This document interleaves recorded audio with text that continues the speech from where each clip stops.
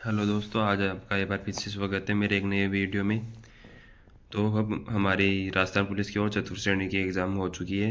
आगे भी हमें एग्ज़ामों की तैयारी करनी है, तो हमारे साथ जुड़े रहे, क्योंकि आगे हमारी वन रक्षक, वन पाल और एग्रीकल्चर सुपरवाइज़र की भर्ती आ रही है। तो उनमें भी यही सिलेबस है हमारा। तो आप हमारे साथ जुड़े रहे और अपनी तैयारी कंटिन्यू रखिए। और जिस भाई का सिलेक्शन हो रहा है उसको हार्दिक शुभकामनाएं, और नहीं हो रहा है वो निराश न होए, आगे जुड़े रहे। तो हम चालू करते हैं राजस्थान में मीडिया।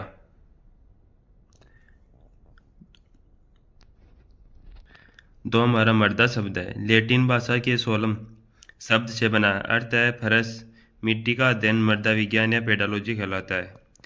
मृदा का वर्गीकरण, वैज्ञानिक वर्गीकरण, भौगोलिक वर्गीकरण और जो कृषि विज्ञान विभाग के आधार पर वर्गीकरण। पहले वैज्ञानिक देखते हैं हम। अमेरिका के वैज्ञानिकों के आधार पर राजस्थान की मिट्टियों को 5 भागों में बांटा है। पहले आते हैं हमारे एंटीसोल। राजस्थान के पश्चिमी भाग में स्थित सभी जिले पाई जाती है। एंटीसोल सर्वाधिक क्षेत्र में विस्तृत। इसको दो उपभागों में बांटा है आपके, एक तो सोमेंटस है, एक फुलवेंटस। फिर आते हैं आपके रेडियोसोल, 2 नंबर की। तो अर्धशुष्क जलवायु प्रदेश में पाई जाती है। इसमें आपके जिले आते हैं जोधपुर, पाली, जालौर, नागौर, डीडवाड़ा, कुचामन, चूरू, सीकर, झुंझुनू।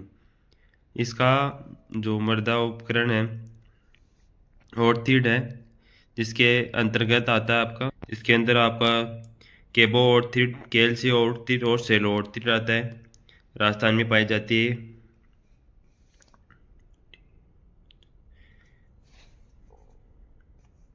फिर आता है आपका इंसेप्टिसोल्स, उप आर्द्र जलवायु में पाई जाती है।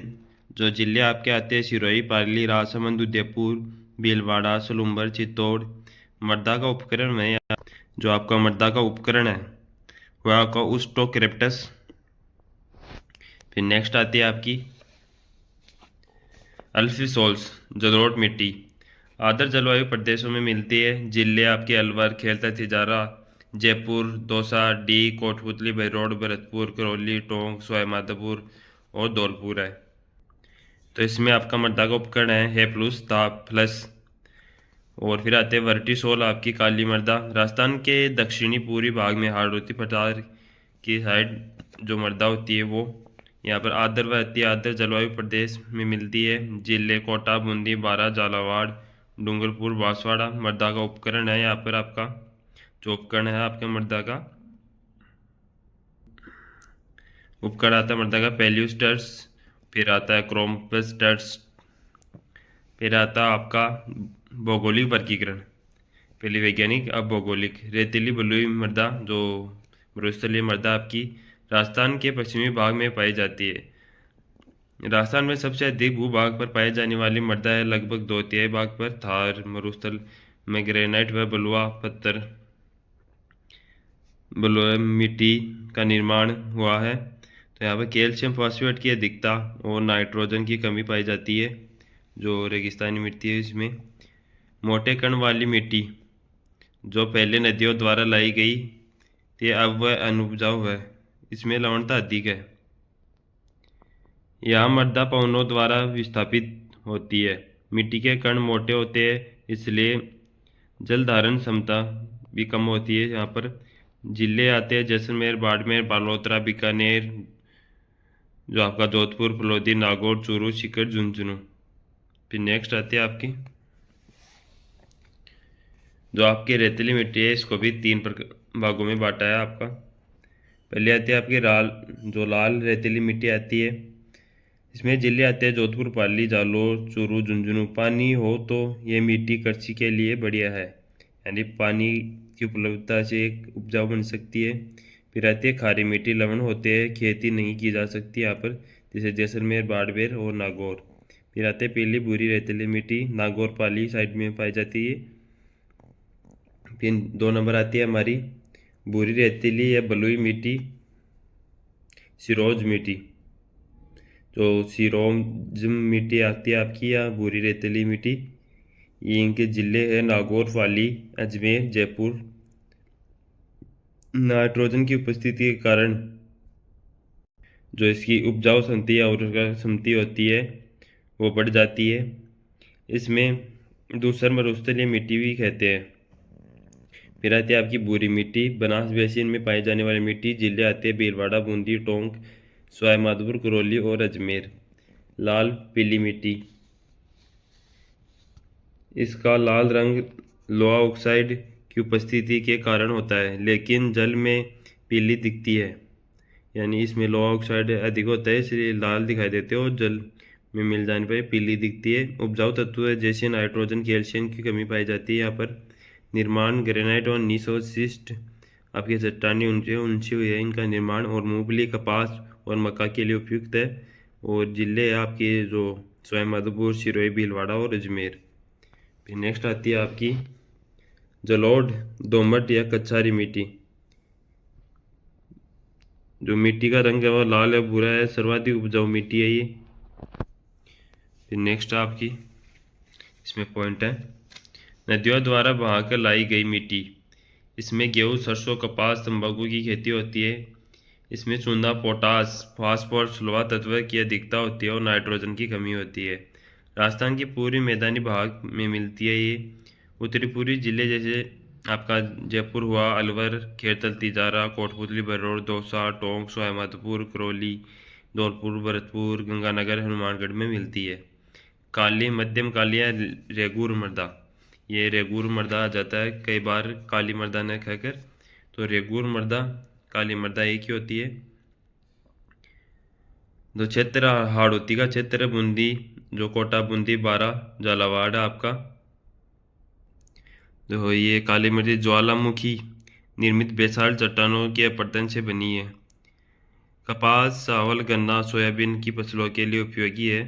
गीली होने पर फूल जाती है और स्वतः जुताई वाली मिट्टी भी कहते हैं, क्योंकि गीली होने पर ये फूल जाती है, ये सूखती है तो इसमें दरारें पड़ जाती है।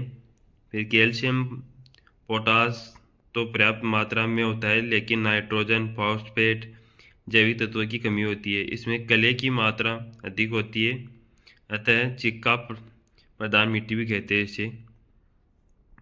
फिर नेक्स्ट आती है आपकी लाल काली मिट्टी, जो ये पाई जाती है आपकी चित्तौड़, भीलवाड़ा, उदयपुर, डूंगरपुर, बांसवाड़ा। फिर लवणीय मृदा, इसमें ऊसर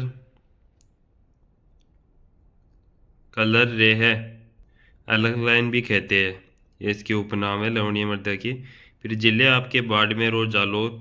फिर आपकी आती है पर्वतीय मृदा या लितोसोल मिट्टी, अरावली पर्वतमाला में पाई जाती है, यानी अरावली पर्वतमाला के पास में या उसके ऊपर मान लो।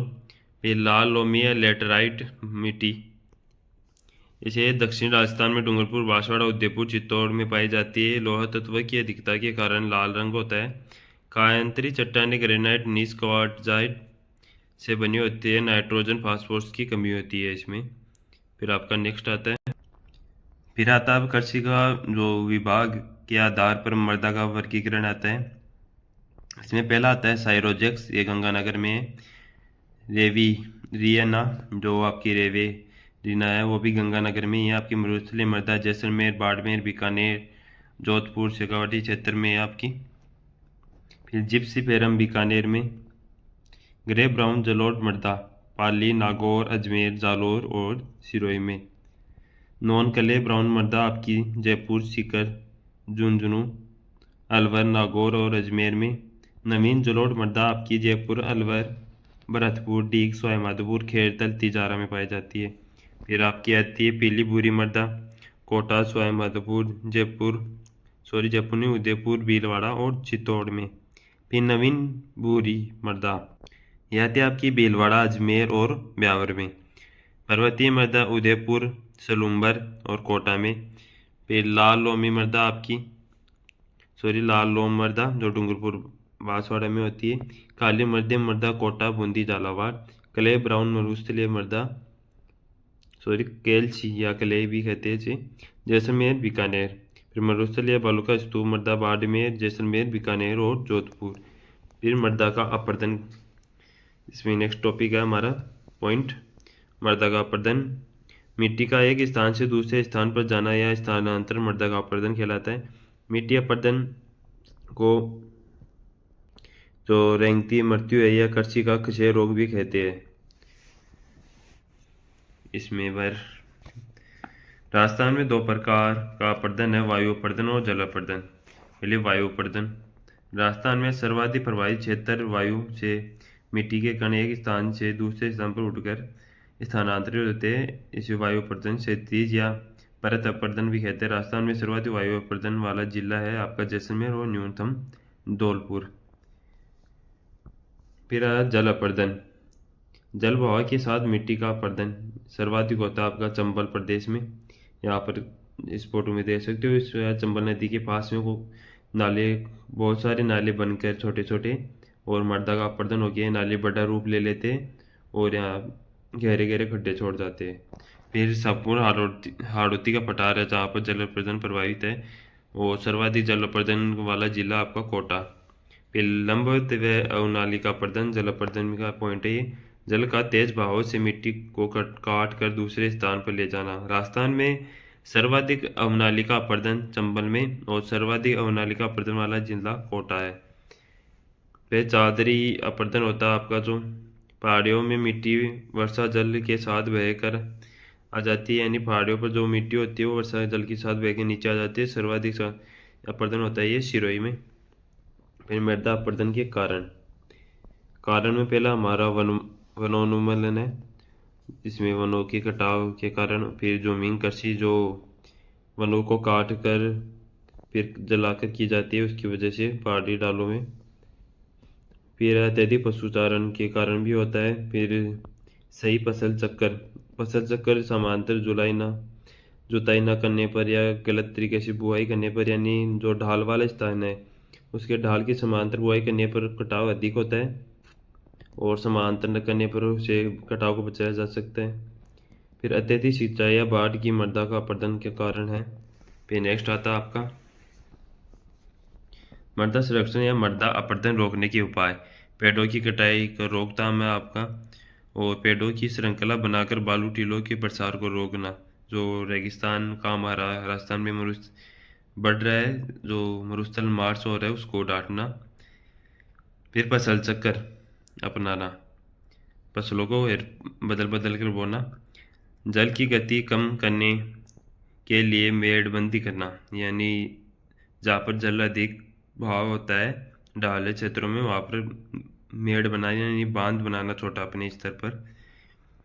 फिर मृदा में रासायनिक खाद व कीटनाशक दवाइयों का उपयोग कम करना, इससे मृदा की गुणवत्ता कम होती है, और फसल नहीं होती है तो वो फसल नहीं होने पर, वर्षा होने पर या और किसी कारण से उसका बहाव हो जाता है मिट्टी का। फिर मरुस्थल के कारण, जो हमारा मरुस्थलीकरण हो रहा है उसके कारण वायु की कठोरता, उच्च तापमान व कम वर्षा, वनस्पति का अभाव और मनोमन जनसंख्या में वृद्धि, अनियंत्रित पशुचारण, अति जुताई, भूजल स्तर का गिरावट, लगातार सूखा पड़ना और वायु अपर्दन में वृद्धि।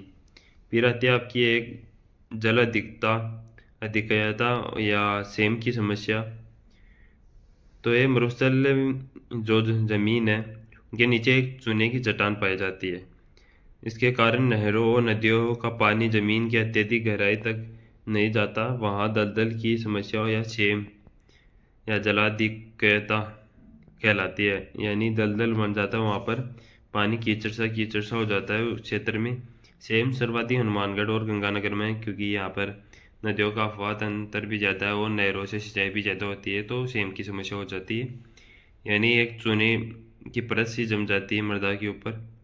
फिर हनुमानगढ़ के बड़ोपल, जो बड़ोपल, भगवान दास, देईदास, गंदेली ग्राम में सर्वाधिक सेम की समस्या है। सेम सर्वाधिक समस्या इंदिरा गांधी नहर क्षेत्र में, गंग नहर सिंचित क्षेत्रों में है। सेम की समस्या को रोकने के लिए सफेदा लगाया जाता है, यानी नहरों के सारे इस फोटो में देख सकते हो हम, जो वृक्ष लगाए गए वो सफेदा के वृक्ष, क्योंकि ये सेम की समस्या को रोकता है और ये आसानी से लग जाता है। फिर पारिस्थितिकी में जो नहर द्वारा सिंचाई में परिवर्तन आया है।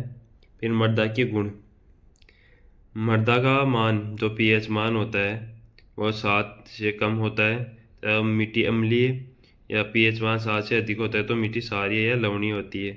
यदि पीएच मान 7 है तो उदासीन होती है। अम्लीय मिट्टी में समाधान के लिए चूने का प्रयोग किया जाता है। राजस्थान के पश्चिमी भाग जोधपुर पाली में लवणता की समस्या सर्वाधिक है।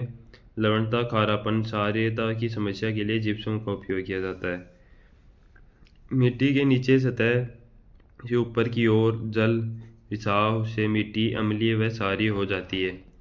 मृदा के पोषक तत्व।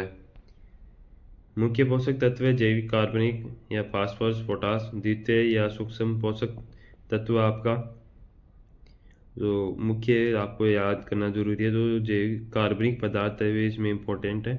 फिर सूक्ष्म पोषक तत्व है द्वितीय सल्फर, जस्ता, लोहा, तांबा, मैग्नीज, बोरोन। फिर मृदा के मुख्य घटक खनिज कण, ह्यूमस, ये प्रमुख घटक है, यानी जैविक खाद उसे ह्यूमस कहते। जल और वायु ये मुख्य घटक है। राजस्थान जो बंजर भूमि या चारागाह विकास बोर्ड है, तो राजस्थान की बंजर भूमि या चारागाह विकास विकसित करने के लिए 22 दिसंबर 2016 में राजस्थान में बंजर भूमि या चारागाह विकास बोर्ड के नाम पर पुनर्गठन किया गया। यह ग्रामीण विकास या पंचायती राज विभाग द्वारा क्रियान्वित किया जाता है। इसमें कुछ महत्वपूर्ण शब्दावली आती है आपकी मिट्टियों में। हकत या बकत, ये सिंचाई कृषि के लिए उपयुक्त भूमि होती है। फिर आती है आपका खसरा, जो खसराती भूमि का क्षेत्रीय जिसमें गांव का नक्शा एवं सारी ज़मीन का ब्यौरा होता है। यानी खसरा आपकी जैसे शहरों में प्लॉट होते हैं, प्लॉट नंबर, उसी तरह गाँव में भूमि के नंबर होते हैं, खसरा नंबर, उसे खसरा भूमि कहते हैं। फिर बंजर भूमि, बेकार भूमि, जहाँ पर कृषि नहीं की जाती। राजस्थान में सबसे बेकार भूमि, सर्वाधिक बेकार भूमि जैसलमेर, राजसमंद और बीकानेर में है, क्योंकि जैसलमेर में इन क्षेत्रों में बलुई मृदा अधिक होने के कारण यहाँ पर कृषि नहीं की जा सकती और पानी की भी कमी है। फिर आती है परती भूमि, भूमि का उपजाऊपन बढ़ाने के लिए किसानों द्वारा 1-2 वर्ष के लिए खाली छोड़ी गई भूमि। ये आपका मृदा का टॉपिक कंप्लीट हो चुका है। आज की वीडियो में इतना ही, मिलते हैं नेक्स्ट वीडियो में। धन्यवाद।